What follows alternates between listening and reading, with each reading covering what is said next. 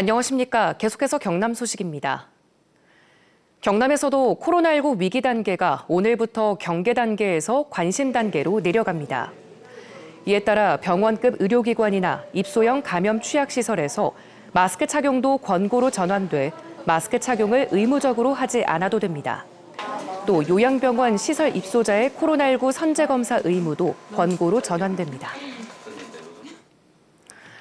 낙동강 강변 여과수 등을 개발하는 취수원 다변화 사업을 위해 환경부가 다음 달부터 본격적인 주민 설득 작업에 나서는데요. 지하 수위 저하와 농업 피해를 걱정하는 주민들에게 환경부는 깊은 관정을 새로 파거나 땅을 사들이는 방안을 제시할 예정입니다. 보도에 박기원 기자입니다. 취수원 다변화 사업의 지역 주민들이 가장 우려하는 것은 지하수 위 저하 문제입니다. 수막 재배를 위해서는 지하수 공급이 필수입니다. 수위가 떨어지고 물이 작게 나오면 어느 순간 팍 얼어붙어요. 그래서 나왔다가 안 나왔다가 고갈대부분 그지로 완전 동사대부. 환경부는 강변 여과 방식으로 하루 평균 9만 톤을 취수했을 때 최대 3.7m 지하수 위 저하가 있을 것으로 예측했습니다. 환경부는 농민들이 현재 사용하는 지하수 관정 대부분은 취수 영향을 받지 않을 것이지만 영향이 있을 경우 대체 관정을 새로 파는 방안을 내놨습니다. 지하수는 물이 통과하지 못하는 불투수층을 기준으로 얕은 층의 충족 지하수와 깊은 층의 안반 지하수로 나뉩니다. 현재 농민들이 쓰는 관정은 불투수층 아래 100m 안팎 깊이로 설치돼 취수에 따른 지하수위 저하의 영향을 받지 않는다는 것이 환경부 설명입니다. 환경부는 이보다 얕게 설치된 지하수 관정이 있을 경우 100m 이상 새 관정을 파 농가에 지원하겠다는 겁니다. 지하수를 쓰지 않는 벼와 마늘 등 노지 재배 농가의 피해를 막기 위해 수로 신설 등도 추진합니다. 또 취수 지점의 지하 수위를 실시간으로 측정해 주민에게 공개하고 수위가 크게 내려갈 경우 취수를 중단한다는 입장입니다. 지하수위 저하에 따른 금전적인 피해가 발생할 경우 토지를 매입해 보상하는 방안도 검토되고 있습니다. 토지를 일부 매입한다든지 이런 식의 보상 방안도 저희가 이제 예산에 반영을 해서 사업 설계나 이제 공사 과정에서 충분히 반영을 해서 저희가 진행을 할 계획이고요. 환경부는 이번 달 창녕과 합천 지역을 찾아 주민 설명회를 열고 본격적인 주민 설득에 나설 계획입니다. KBS 뉴스 박기원입니다. 경남의 빈 상가들이 다시 크게 늘고 있습니다. 고금리와 고물가로 가계 소비마저 위축되기 때문인데요. 문제는 이런 불황의 그늘이 어디까지 이어질지 장담할 수 없다는 것입니다. 송현준 기자가 보도합니다. 양산 물금 신도시의 한 상업지역. 지하철역 근처인데도 빈 상가가 줄지어 있습니다. 큰 길 뒤편에는 빈 점포를 어렵지 않게 볼 수 있습니다.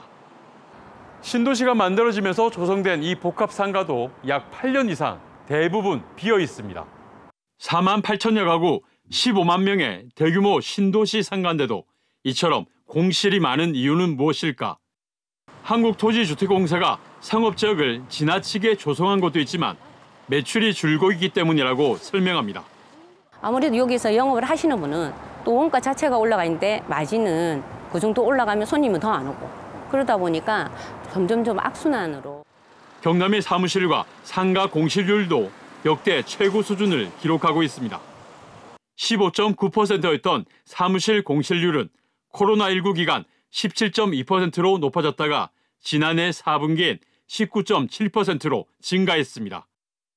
중대형 상가도 사회적 거리 두기가 끝나면서 잠시 낮아지는 듯 하더니 공실률이 다시 껑충 뛰었고 소규모 상가만 공실률이 낮아지고 있습니다. 이는 임대료 부담으로 소상공인들이 중대형에서 소규모 상가로 옮겼기 때문입니다. 지역별 중대형 상가 공실률은 양산 구도심 31.9%, 거제오포 28.1%, 통영 강구안 25.2%, 마산역 버스터미널 24.7% 순이었습니다. 온라인 소비 방식 변화와 함께 고금리, 고물가로 가계 소비도 줄어 높은 공실률은 한동안 이어질 전망입니다. 소비 증가세가 작년부터 둔화되고 있는 모습입니다. 대형 소매점 판매액 지수를 봐도 작년 1분기부터 이제 전년 동기 대비 증가율을 봤을 때 계속해서 하락하는 추세에 있고요. 경남의 자영업 종사자는 전체 인구의 15% 수준. 빈 점포가 늘수록 자영업 종사자들의 근심도 커지고 있습니다. KBS 뉴스 송현줄입니다. 영남권 최대 규모인 창원의 중고차 매매 단지가 개점 2년째를 맞았지만 절반 이상 빈 채 유령 상가가 되어가고 있습니다. 새마을금고에서 벌어진 1,500억 원대 대출 사기 사건에 연루됐기 때문인데요. 멋모르고 사기단의 명의를 내줬던 점주들은 막대한 대출금 이자에 허덕이고 있고 관리비 미납으로 전기마저 끊길 처지에 놓였습니다. 보도에 이형관 기자입니다. 경남 창원 마산만의 우뚝 솟은 건물. 2년 전 문을 연 중고차 매매 단지입니다. 18,000여 제곱미터 터의 지하 2층, 지상 7층 규모. 영남권 최대 중고차 쇼핑몰이라고 광고했던 곳입니다. 안으로 들어가 봤습니다. 화려한 외관과 달리 상가와 사무동 곳곳이 텅 비었습니다. 유리창엔 임대 딱지가 붙었습니다. 상가 180여 곳 가운데 영업 중인 곳은 3분의 1도 안 됩니다.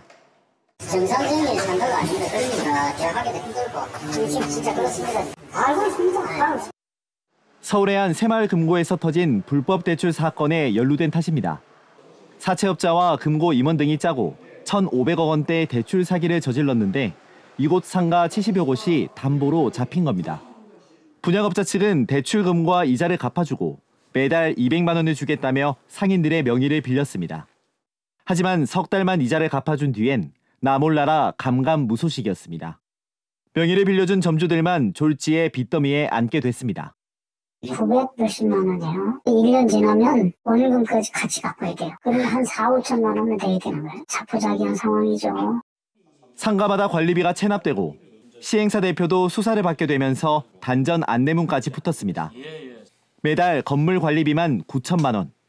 대출 사기와 무관하게 입점한 상인 50여 명이 오롯이 부담해야 할 돈입니다.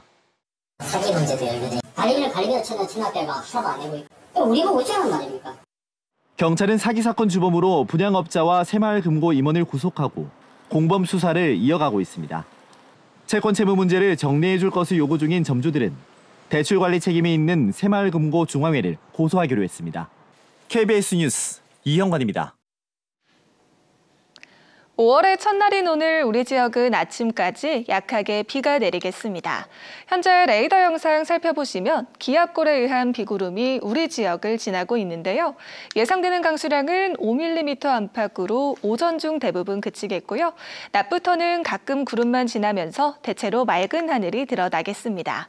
한편 남해안을 중심으로는 바람이 무척 강하게 불겠고요. 선선한 동풍이 불어오면서 기온은 잠시 낮아지겠습니다. 창원의 한낮 기온이 23도까지 올랐던 어제와 달리 오늘은 19도에 그치면서 어제보다 4도가량 낮겠고요.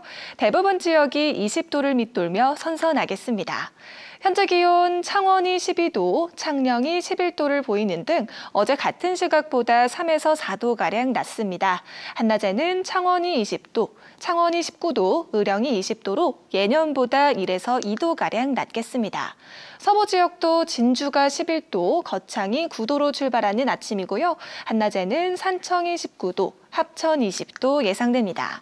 바다의 물결은 먼 바다를 중심으로 최고 3.5m로 거세게 일겠습니다. 당분간 대체로 맑은 날이 이어지면서 기온은 다시 오름세를 보이겠고요. 어린이날인 일요일 오후부터는 비 소식이 있겠습니다. 날씨였습니다. 경상국립대가 내년도 의대 입학 정원을 138명으로 교육부에 최종 보고했습니다. 앞서 경상국립대는 내년도에는 기존 의대 정원 76명에 증원분의 절반을 더한 138명을 선발하고 2026학년도에는 정원 200명을 모집하는 방안을 확정했습니다. 한편 경상국립대병원 의대 교수들은 어제 하루 동안 외래와 수술 진료를 자율 휴진했으며 응급실과 중환자실은 정상 운영했습니다. 사천시의회가 우주항공청 이주 직원과 가족에 주거와 교통 편의를 제공하는 조례 개정안을 의결했습니다. 바뀐 조례에 따라 사천시는 이주 직원을 위한 임대아파트 50채를 마련하고 주택 자금 이자를 최대 90% 지원합니다. 우주항공청은 오는 27일 직원 300명 규모로 개청하고 점차 인력을 늘려갈 계획입니다. 창원지법 거창지원은 여성 경찰관을 강제추행한 혐의로 기소된 거창군 간부 공무원 A씨에게 벌금 1,000만 원을 부과하고 선고 유예했습니다. 재판부는 피해자가 겪은 성적 수치심과 정신적 고통이 상당하지만 34년 동안 공무원으로 근무하고 피해자와 원만하게 합의한 점 등을 고려했다고 선고 이유를 밝혔습니다. 창원지법은 합격 여부를 미리 알기 위해 경남도청에 몰래 들어가 임용 서류를 훔친 30대 남성에게 징역 10개월을 선고했습니다. 재판부는 서류가 유출됐을 때 수험생들의 노력이 수포가 될 위험이 있었고 자기소개서를 포함해 개인정보가 공개될 수 있었다며 양형 이유를 밝혔습니다. 이 남성은 지난해 8월 본인이 응시한 경상남도 임기제 공무원 합격 발표 하루 전 경남도청 사무실에서 임용서류 14가지를 훔친 혐의로 기소됐습니다. 뉴스를 마칩니다. 시청해주신 여러분 고맙습니다.